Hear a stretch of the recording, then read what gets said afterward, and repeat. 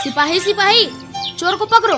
अरे तुम सब चोर को पकड़ने में इतना टाइम लगाएगा तो चोरवा कहीं जंगल उंगल में भाग जाएगा तो कैसे पकड़ेगा? मगर दरोगा जी, अगर हम चोर को जल्दी पकड़ लेंगे तब तो खेल खत्म और पढ़ाई चालू हो जाएगा। अब आप ही बताइए दरोगा जी, क्या हुक्म है? पढ़ाई वढ़ाई सब होगा, लेकिन अभी सब जल्दी चोर को पकड़ो। हाँ, चोर पकड़ा गया। सिपाही सुरेंद्र सिंह, इसे थाने ले चलो। जल्दी से इसको हथकड़ी पहनाओ। मगर दरोगा जी, आप तो इसको हथकड़ी पहना ही नहीं सकते। हथकड़ी नहीं पहना सकते? मगर काहे मैडम जी? क्योंकि वो किशोर है। लेकिन मैडम जी, हम तो महेश हैं। बिल्कुल सही, तुम्हारा नाम महेश है मगर तुम एक किशोर हो। मैडम जी, हम तो पूरा का पूरा कंफ्यूज हो गए हैं कि महेश है कि किशोर। केवल महेश ही नहीं, अभी तो तुम सब किशोर हो। 18 साल से छोटे सभी बच्चों को किशोर कहते हैं और किशोर न्याय, बालकों की देखरेख और संरक्षण अधिनियम 2015 या जुवेनाइल जस्टिस एक्ट 2015 के अनुसार किसी भी किशोर को पुलिस कभी भी हथकड़ी नहीं लगा सकती। मगर मैडम जी, हम साबित कैसे करेंगे कि हमारी उम्र 18 वर्ष से कम है और हम किशोर हैं? किशोर प्रूफ करना बहुत ही आसान है रोही। उम्र को वेरीफाई करने के लिए एक्ट के तहत बहुत सारे डॉक्यूमेंट्स की एक लिस्ट दी गई है, जैसे स्कूल से प्राप्त बर्थ सर्टिफिकेट, मैट्रिक या समकक्ष कक्षा का सर्टिफिकेट, और अगर ये नहीं है तो निगम, नगर पालिका पदाधिकारी या पंचायत द्वारा जारी बर्थ सर्टिफिकेट, और अगर ये भी ना हो तो मेडिकल बोर्ड का सुझाव मान्य होगा। बिना हथकड़ी के चोर को? अरे दारोगा जी, सबसे पहले तो ये समझ लीजिए कि किसी किशोर को आप चोर, डकैत या क्रिमिनल नहीं बोल सकते हैं। अगर किसी किशोर ने ऐसा कोई काम किया है तो उसे कानून के विरुद्ध कार्यों में संलिप्त किशोर या गैर कानूनी कामों में लगा किशोर कहेंगे, ना कि कोई चोर या कोई क्रिमिनल। समझे कि नहीं दारोगा जी? जी मैडम जी। मैडम जी, ये एक्ट सिर्फ गैर कानूनी काम करने वाले किशोर के लिए ही है। मुझे खुशी है कि तुम लोग किशोर न्याय अधिनियम 2015 को जानने में इंटरेस्ट ले रहे हो। इस विषय की जानकारी सभी के लिए काफी फायदेमंद साबित हो सकती है। लेकिन बच्चों, मुझे अफसोस है कि इस एक्ट की बहुत डिटेल्ड जानकारी तो मुझे भी नहीं है।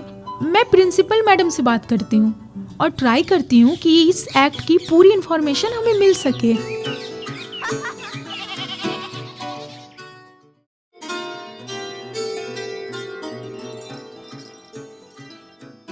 नमस्ते मैडम। नमस्ते नमस्ते। आज लंच टाइम में खेलते वक्त बच्चों के साथ किशोर न्याय अधिनियम 2015 की चर्चा होने लगी। बच्चे इस एक्ट के बारे में और ज्यादा जानना चाहते हैं। क्या हम इस एक्ट से जुड़े किसी स्पेशलिस्ट को अपने स्कूल में बुला सकते हैं? अरे वाह, ये तो अजब संयोग है। संयोग? कैसे संयोग मैडम? अरे कुछ नहीं, आज ही मुखिया जी बता रहे थे कि अगले रविवार को अपने पंचायत भवन में समाज कल्याण विभाग द्वारा किशोर न्याय अधिनियम 2015 को लेकर एक जागरूकता शिविर लगाया जा रहा है। क्या वहाँ हमारे बच्चे भी जा सकते हैं? हाँ, क्यों नहीं, मैं मुखिया जी को सूचित कर दूंगी।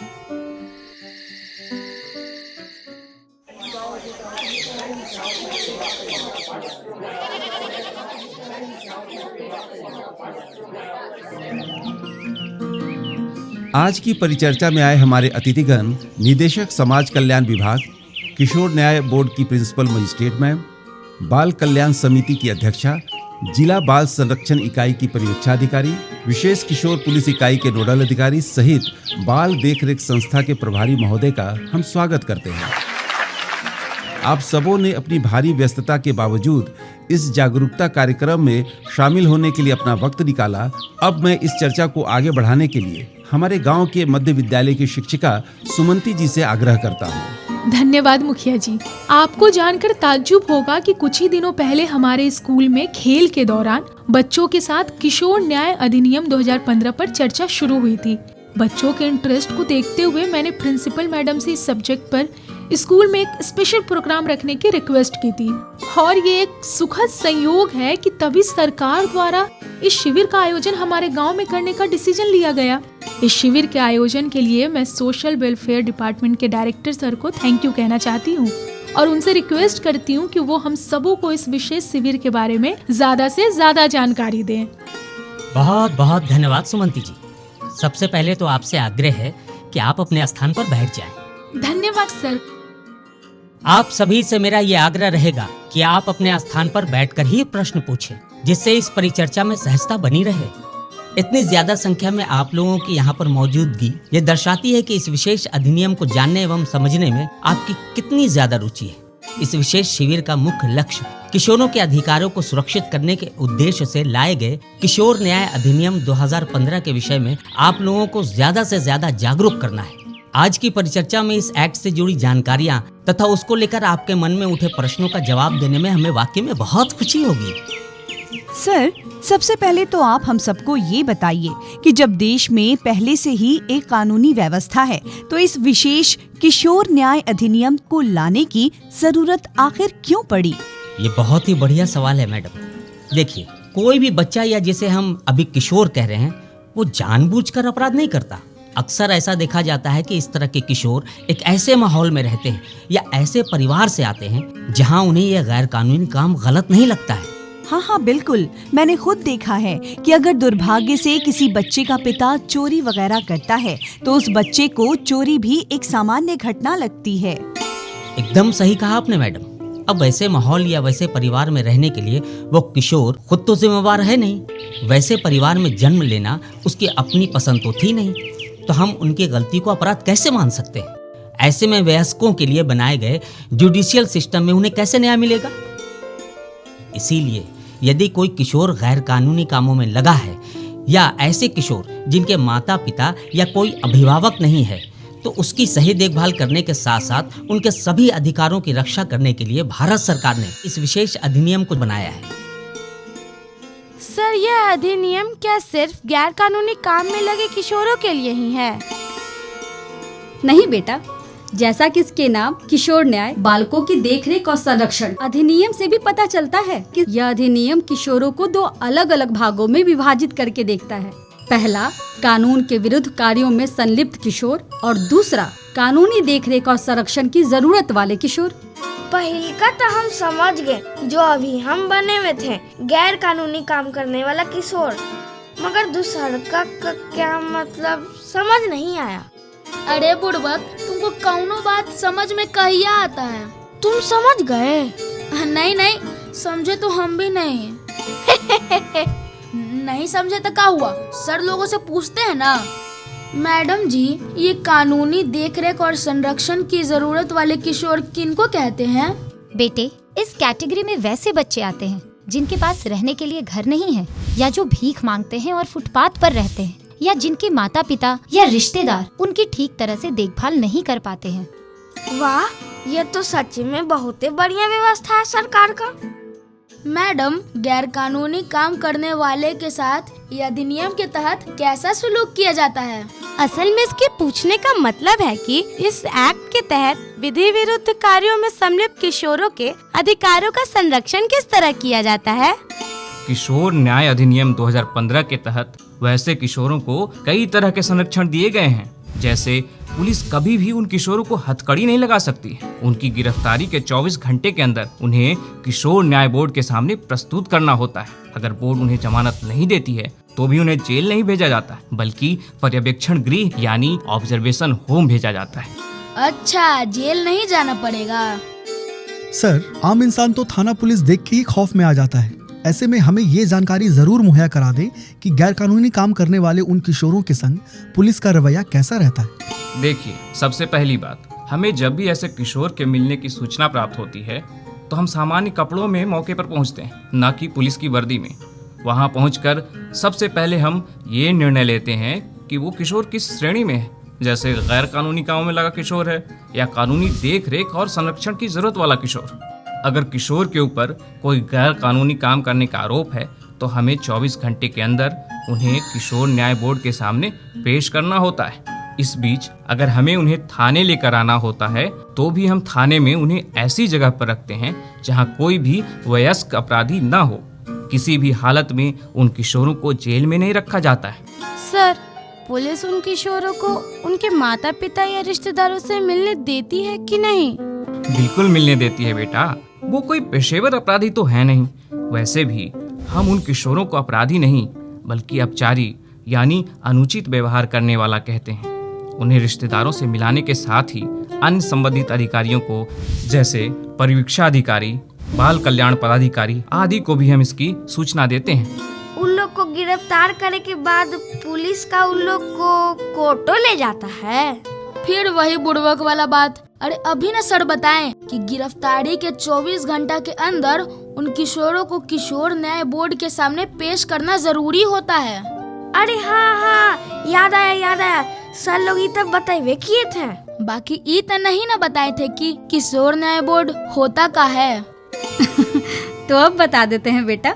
किशोर न्याय अधिनियम 2015 के तहत हर जिले में किशोर न्याय बोर्ड की स्थापना की गई है, जिसमें एक प्रिंसिपल मजिस्ट्रेट के अलावा 2 अन्य सामाजिक कार्यकर्ताओं की कमेटी होती है। इन सामाजिक कार्यकर्ताओं में भी कम से कम एक महिला का होना जरूरी है। किशोर अपचारी को न्याय दिलाने के लिए ये कमेटी ही सुनवाई करती है। मैम, अपना एडवोकेट न रख पाने की कंडीशन में क्या किशोर न्याय बोर्ड उन किशोरों के लिए एडवोकेट का अरेंजमेंट भी करता है? बिल्कुल सुमंती जी, बोर्ड हर किशोर से पहले दिन ही ये पूछता है कि क्या उसे सरकार की तरफ से वकील उपलब्ध करवाया जाए। अगर किशोर को जरूरत होती है तो बोर्ड द्वारा उनके लिए वकील उपलब्ध करवाने की व्यवस्था की जाती है। हर जिले में जिला विधिक सेवा प्राधिकार है, जहां से सरकारी खर्च पर वकील मुहैया कराया जाता है। और वो जो आप लोग अभी बोल रहे थे कि बच्चों लोग को जेल नहीं पर्यवेक्षण गृह भेजा जाता है, तो पर्यवेक्षण गृह जेल जैसा होता है का? बिल्कुल नहीं बेटा, बल्कि यहाँ तो एकदम घर जैसी ही सुविधाएं मिलती हैं। बच्चों के लिए खेलने कूदने की व्यवस्था, पढ़ाई के लिए पुस्तकालय और शिक्षक की व्यवस्था भी रहती है। सिर्फ इतना ही नहीं, साफ सफाई के साथ यहाँ बीमार पड़ने पर डॉक्टर और इलाज की भी व्यवस्था है। अगर पर्यवेक्षण गृह में रहने के दौरान ही किसी किशोर के एग्जाम का डेट अनाउंस हो जाए, तो क्या एग्जाम देने के लिए बच्चों को वहाँ से जाने का परमिशन मिलेगा? हाँ बेटा, परमिशन जरूर मिलती है। एक बात को अच्छे से समझो कि किसी भी किशोर को सबसे लास्ट ऑप्शन के रूप में ही पर्यवेक्षण गृह में रखा जाता है, और वह भी तब जब उसके लिए यही सबसे अच्छा हो। एक सवाल था हुजूर, मुकदमे की सुनवाई के दौरान तो बच्चे को पर्यवेक्षण गृह में ही रखा जाता है, पर अगर मुकदमा सालों तक चलता रहा तो क्या बच्चे को सालों साल वही रहना पड़ेगा? नहीं भाई साहब, ऐसा नहीं हो सकता। किशोरों के मुकदमों को 4 महीने के अंदर निपटाना तय है, जिसे जरूरत पड़ने पर मुख्य न्यायिक दंडाधिकारी के विशेष आदेश से और 2 महीने के लिए बढ़ाया जा सकता है। मतलब ज्यादा से ज्यादा 6 महीना में केस का फैसला हो ही जाएगा।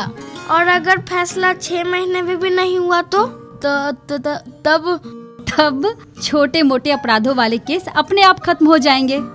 समझे कि नहीं?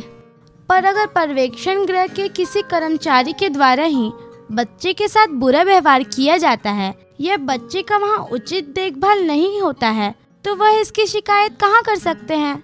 किशोर न्याय बोर्ड के द्वारा हर महीने पर्यवेक्षण गृह का निरीक्षण किया जाता है, जहां बच्चों को अपने शिकायतों और सुझावों को रखने का पूरा मौका दिया जाता है। अगर कोई शिकायत मिलती है तो तुरंत कार्रवाई करते हुए उन कमियों को दूर किया जाता है। इस विषय की इतनी बातें जानकर मैं भी अपनी उत्सुकता को रोक नहीं पा रही हूँ। क्या एक सवाल मैं भी पूछ सकती हूँ? अरे निसंकोच पूछिए प्रिंसिपल मैडम।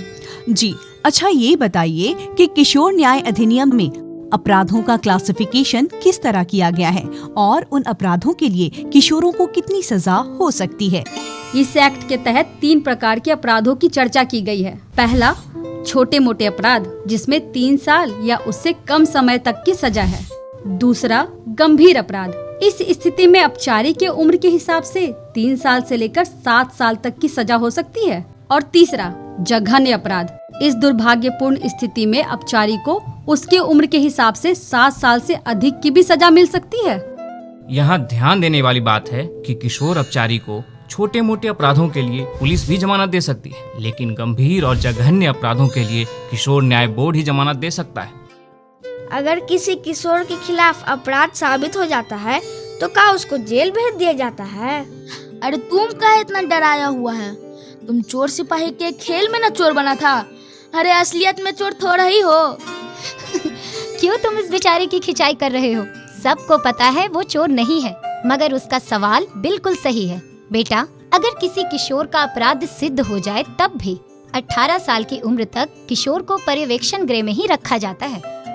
और अगर सुनवाई के दौरान ही कोई बच्चा किशोर से वयस्क हो जाए तो?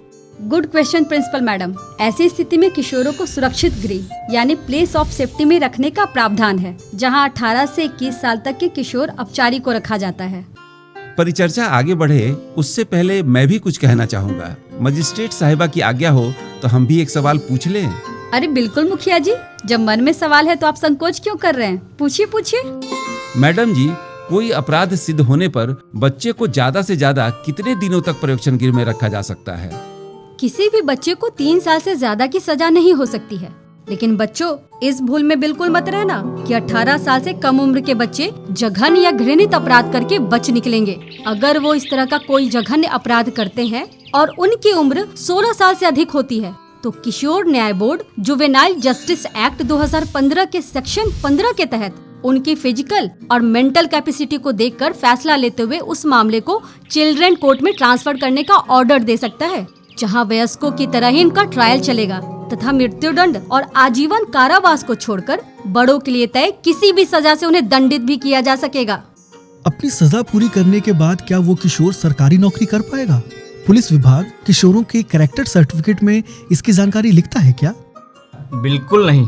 किशोर न्याय अधिनियम 2015 में यह स्पष्ट आदेश दिया गया है कि पुलिस के द्वारा बच्चों के कैरेक्टर सर्टिफिकेट में उन्हें दिए गए दंड का जिक्र नहीं किया जाएगा।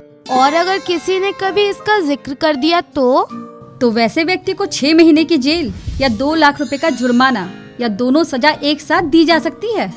मैडम जी, अभी तक हमने किशोर न्याय अधिनियम 2015 के अंतर्गत गैर कानूनी काम करने वाले किशोरों के बारे में बात की, मगर ऐसे किशोर जिनके साथ गलत व्यवहार किया जा रहा है या जिन्हें गलत काम करने के लिए मजबूर किया जा रहा है, उनके लिए इस एक्ट में क्या प्रावधान है?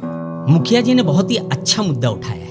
मैं आप सभी को बताना चाहूँगा कि यदि किसी भी माँ बाप के द्वारा बच्चे के साथ मारपीट या बुरा सलूक किया जाता है या किसी से करवाया जाता है तो अपराध करने वाले व्यक्ति को इस अधिनियम के अनुसार 3 साल तक की जेल या 1 लाख रुपए जुर्माने अथवा दोनों ही सजा साथ दी जा सकती है। साथ ही अगर बच्चों की संस्था में काम करने वाला कोई आदमी वहां के बच्चों के साथ बुरा सलूक करता है तो उसे 5 साल की सजा तथा 5 लाख रुपए के जुर्माने से दंडित किया जा सकता है। और अगर किसी आदमी के कारण किसी किशोर का हाथ पैर टूट जाए या वो दिमागी रूप से बीमार हो जाए तो उस आदमी को 3 साल से 10 साल तक के कठोर कारावास की सजा होगी तथा 5 लाख रुपए तक का जुर्माना होगा। सरकार हम सबके खातिर इतना कुछ कर रही है और हमने के पते नहीं है।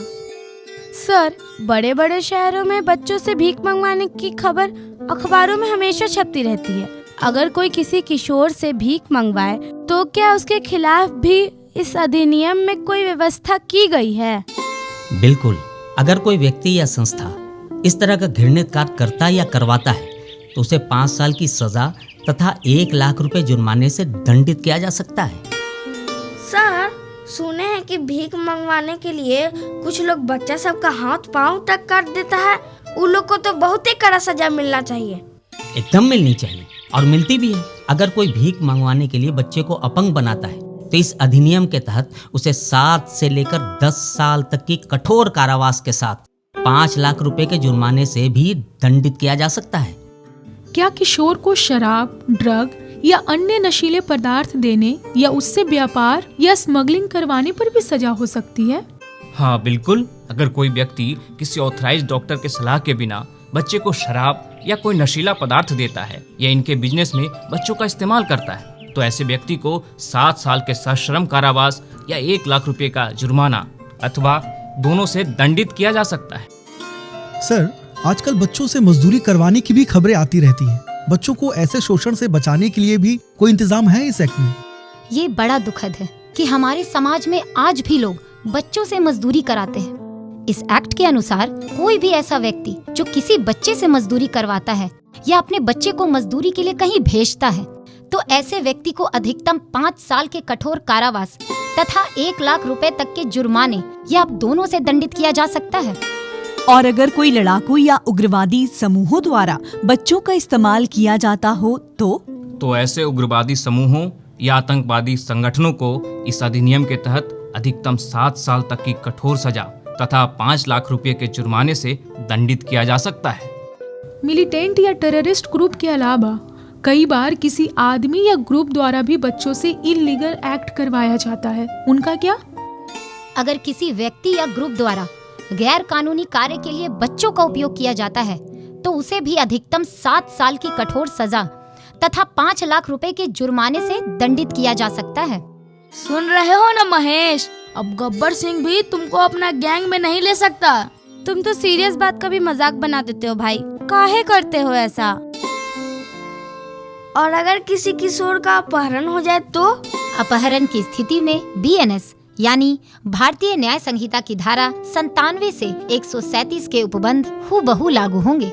और अगर क्राइम किसी डिसेबल या दिव्यांग किशोर के साथ होता है तो वैसी स्थिति में अपराध करने वाले व्यक्ति को तय सजा से दुगनी सजा से दंडित किया जाएगा। कई बार बच्चों के खरीद फरोख्त की भी खबरें मिलती हैं। क्या उसके ऊपर भी ये एक्ट कुछ कहता है? बिल्कुल, इस एक्ट के अनुसार किसी भी कीमत पर बच्चों को खरीदा बेचा नहीं जा सकता है, लेकिन अगर कोई ऐसा करता है तो उसे 5 साल तक के कठोर कारावास तथा 1 लाख रुपए तक के जुर्माने से दंडित किया जा सकता है। कई बार तो बच्चों को उनके घटिया वालिद ही बेच देते हैं। वैसी सूरत में क्या कार्रवाई की जाएगी? अगर बच्चों के खरीदने बेचने का काम बच्चे के माँ बाप अथवा अस्पताल, नर्सिंग होम, प्रसूति केंद्र के कर्मचारी द्वारा किया जाता है तो वैसे व्यक्ति को कम से कम 3 साल के कारावास, जिसे 7 साल तक बढ़ाया जा सकता है, से दंडित किया जा सकता है। अगर कोई बिना उचित कानूनी प्रक्रिया का पालन किए ही किसी बच्चे को गोद ले ले तो? अगर कोई व्यक्ति या संस्था इन प्रक्रियाओं का पालन किए बिना किसी भी अनाथ, परित्यक्त या आत्मसमर्पण करने वाले बच्चे को गोद देता या प्राप्त करता है तो ऐसे व्यक्ति या संस्था को 3 साल तक के कारावास और 1 लाख रुपए तक के जुर्माने या दोनों से दंडित किया जा सकता है। और अगर यही गलती कोई मान्यता प्राप्त संस्थान करे तो इन सभी दंडों के साथ साथ उस संस्थान के मान्यता और निबंधन को 1 साल के लिए रद्द किया जा सकता है। वाह, ये किशोर न्याय अधिनियम 2015 तो सच में किशोरों को उनके मौलिक अधिकार और न्याय दिलाने की दिशा में एक महत्वपूर्ण कदम है। सच में, अगर उस दिन हम लोग स्कूल में गलत ढंग से चोर पुलिस ना खेल रहे होते तो हमें अपने अधिकारों की ये सारी जानकारी नहीं मिल पाती। थैंक यू मैम, आपने हमें ये सब जानने का मौका दिया। ए महेश, चोर पुलिस खेलने उस दिन हम ये न बोले थे, और रूही सारा का सारा क्रेडिट मैडम लोग के दे रही है। अरे तो क्या हो गया संजू, हम तो तुम्हें न देंगे क्रेडिट, आखिर हमको हथकड़िया तुम्हें न पहना रहा था। धत। यहाँ आए सभी अतिथियों का बहुत बहुत आभार कि उन्होंने अपना कीमती समय निकालकर हमें इतनी सारी महत्वपूर्ण जानकारियाँ दी। साथ ही यहाँ आए सभी अभिभावकों एवं बच्चों का भी धन्यवाद और उम्मीद करते हैं कि आप सब किशोर न्याय अधिनियम 2015 के प्रावधानों का इस्तेमाल करेंगे और अन्य सभी को भी जागरूक करेंगे ताकि कोई भी बच्चा अपने अधिकारों से वंचित न हो पाए और एक स्वस्थ वातावरण में वो अपनी नैसर्गिक क्षमताओं का पूर्ण विकास कर सके। जी मुखिया जी, कल हम तुमको हथकड़ी नहीं लगाएंगे लेकिन चोर पुलिस जरूर खेलेंगे।